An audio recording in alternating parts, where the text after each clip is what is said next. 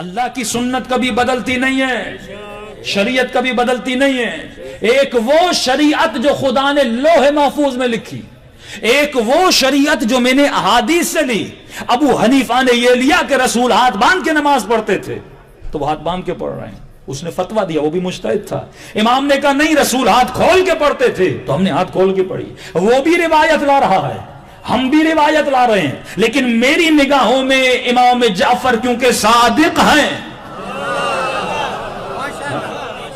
جن کا لقب ہی صادق ہے، اور میری نگاہ میں یہ استاد ہیں، وہ شاگرد ہے، تو عقل یہ کہتی ہے علم اس سے لو جس نے پڑھایا ہے، اس سے نہیں لو جس نے پڑھا ہے۔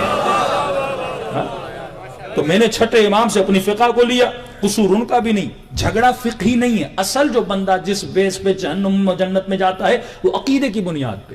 اگر وہ ہاتھ باندھ کے نماز پڑھ رہا ہے، ابو حنیفہ نے کہا اس کے پیچھے بھی حدیث ہے، اس کی نماز صحیح ہے۔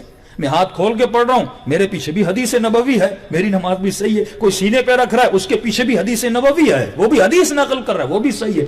اصل جو بیسک جھگڑا ہے وہ ہے عقیدے پر، وہ ہے تولا اور تبرہ پر۔ کیا تو دشمن خدا کو دشمن خدا سمجھ رہا ہے کہ نہیں؟ کیا تو اللہ کے دوست کو اللہ کا دوست سمجھ رہا ہے کہ نہیں؟ بیسک جو جھگڑا ہے وہ عقیدے پر ہے کہ تم صحیح عقیدہ اپناؤ، کیونکہ صحیح عقیدہ تجھے جنتی بناتا ہے، غلط عقیدہ تجھے جہنمی بناتا ہے۔